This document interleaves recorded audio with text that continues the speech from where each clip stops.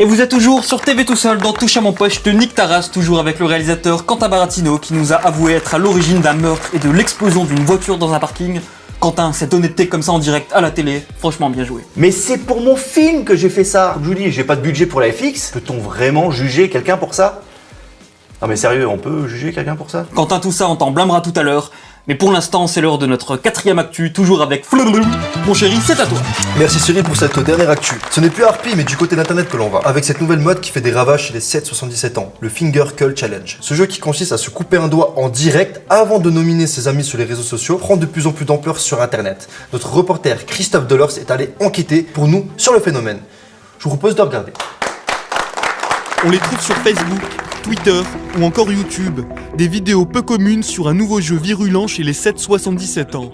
Son nom, le Finger Cutter Challenge. Le principe, se couper un doigt en direct avant de nominer ses amis.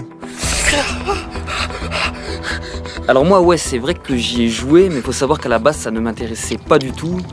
Bah si, après comme tout le monde, si, je l'ai vu passer sur internet, je veux dire, j'ai entendu parler au lycée.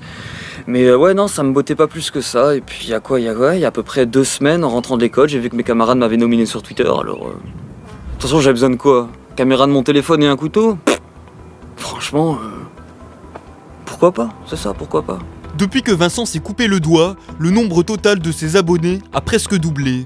Aujourd'hui sorti de l'hôpital, il affirme devant nos caméras ne pas regretter son geste. Non, je regrette pas, non. Après, je me suis déjà même fait la réflexion, comment ça se fait que j'y ai pas joué avant?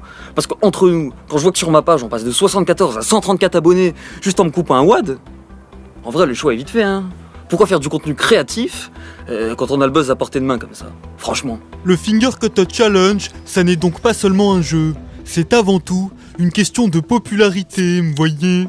Nous avons rencontré Tony, 46 ans, intermittent du spectacle. Il s'est déjà coupé 6 doigts, mais ne compte pas s'arrêter là. Moi personnellement j'en suis au 6e doigt. Bon j'attends encore 2 ou 2 semaines le temps que ça guérisse un peu et je m'attaque au 7e.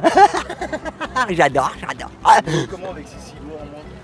Bah c'est-à-dire qu'en fait au début ça fait un peu mal, c'est un peu gênant en fait. Mais vu l'effervescence de la communauté, ça donne envie de continuer, ça donne envie d'aller plus loin, ça donne envie d'en couper plus. J'adore. Ah oui, non, je vais pas m'arrêter. Non, je vais couper le 8e parce que j'espère atteindre les 5000 tweets. Une fois que j'ai atteint les 5000 tweets, je passe au 9e doigt. Parce que sinon après, je vais être biaisé.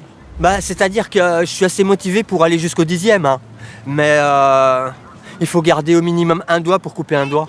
Afin d'en savoir plus sur le phénomène, nous avons rencontré le professeur Renaud Tsel, psychiatre agréé par le grand groupe Google. D'après lui, le Finger Cutter Challenge n'aurait pas que de mauvais côtés. Ah, si ça tourne, on va y aller, je vais répondre à votre question.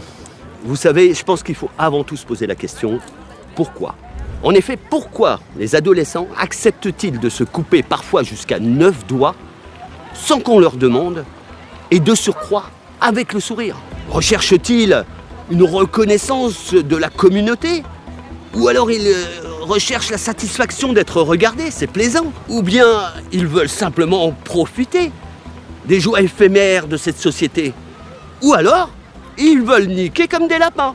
En tant que grand psychiatre, approuvé par le grand groupe Google, moi je vous dis que si ça permet à certains jeunes de s'intégrer plus facilement dans la société, bah alors, mais pourquoi pas? Si ça peut leur permettre d'exister ne serait-ce qu'un instant, ils auraient tort de s'en priver. Alors oui, franchement, c'est pas facile de vivre avec 1, 2, 3, 4, 5, 6, 7 doigts en moins. Mais il faut savoir ce qu'on veut dans la vie. On n'a rien sans rien, comme on dit. Nous venons de le voir, le Finger Cutter Challenge n'a pas seulement de mauvais côtés. Tantôt vanté par les psychiatres, il est aussi, contrairement à ce que l'on pourrait croire, recommandé par les médecins.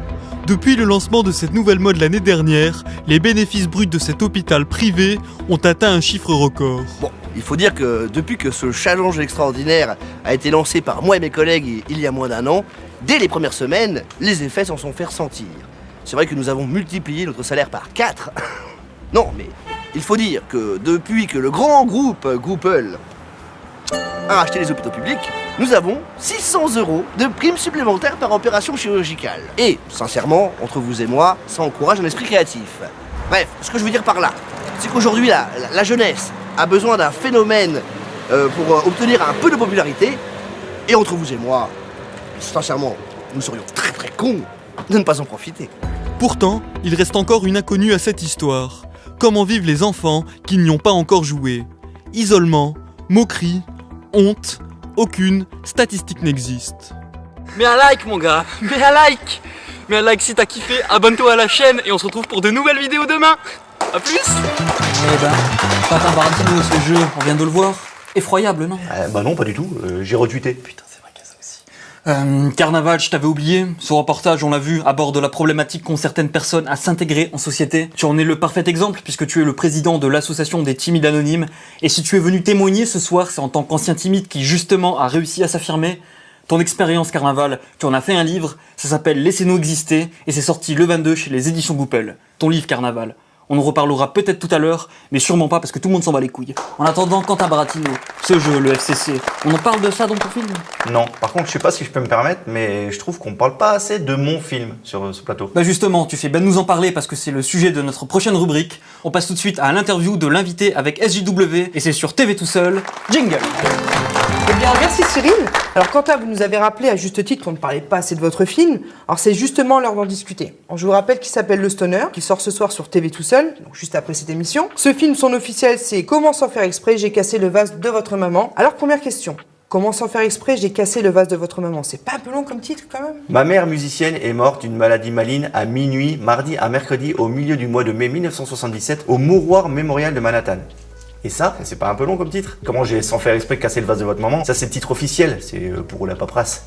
Mais sinon, on peut tous appeler ce film Le Stoner. Quentin, on va aussi profiter de ta présence pour revenir sur une affaire, l'affaire Van Zimmel. 2 ans après la mort d'Heinrich Van Zimmel, l'opinion publique dit que vous êtes plus ou moins devenu son héritier depuis que vous avez envoyé sa fille en tôle. Vous n'avez pas l'impression d'être un peu un imposteur? Alors, je l'ai pas directement envoyé en tôle, hein. C'est juste que le film qu'on a réalisé n'a pas trouvé son public et qu'elle a pas réussi à rembourser toutes ses dettes. Alors moi, je vous dis tout de suite, j'ai été blanchi par l'acteur principal qui a témoigné en ma faveur. Il n'arrêtait pas de répéter, je cite, « J'ai confiance au réalisateur ». Quentin, nous voyons, vous êtes un branleur, et pour mieux discerner votre personnalité, nous avions tourné il y a un an un documentaire sur vous et votre équipe, documentaire qui s'appelle Birthday, l'envers du 7e art. Ah, mais c'était vous le... Alors justement, Birthday, c'est le nom de votre long métrage, celui que vous avez paumé. Alors Quentin, ce film, grosse déception ou œuvre incomprise? Bah, ni l'un ni l'autre, hein. On a paumé les rushs avant la projection. Bah malheureusement, on n'en saura pas plus. D'ailleurs, d'avoir perdu ces rushs, ça a quand même failli mettre les studios d'Harpy en faillite. Juridiquement, on n'avait pas peur de ça? Non, j'étais acquitté, je vous l'ai dit, je vous l'ai répété, là c'est bon, on peut pas juste changer de sujet et parler de mon film un peu. Mais justement,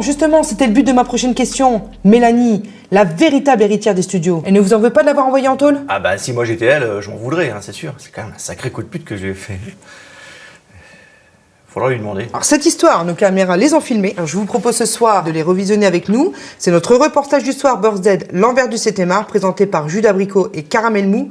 Et c'est tout de suite sur TV tout seul. Et mon livre? Bon, bah décidément, il fait jamais beau en Lorraine, puisqu'à chaque fois que j'essaie de tourner, il y a un temps de merde. Enfin bon, vous avez compris que l'envers du 7e art, c'est pas pour tout de suite. Normalement, on attaque ça dans 2 semaines. Enfin, c'est même pas normalement, c'est qu'on va le faire. Pour 4 ou 5 vidéos. C'est un moyen métrage, un moyen documentaire d'1 heure, je sais pas comment on dit. En tout cas, j'espère que ça va vous plaire. J'espère que cette vidéo vous a plu. Et puis, si c'est le cas, n'hésitez pas à nous le dire en commentaire. N'hésitez pas à aimer. N'hésitez pas à vous abonner à la chaîne. Et puis, à partager, c'est le plus important. Je sais que vous le savez, mais c'est toujours bien de le dire. Donc, merci à tous ceux qui le feront. Et puis, on se dit à dans 2 semaines pour Birthday, l'envers du 7e art. Tchou.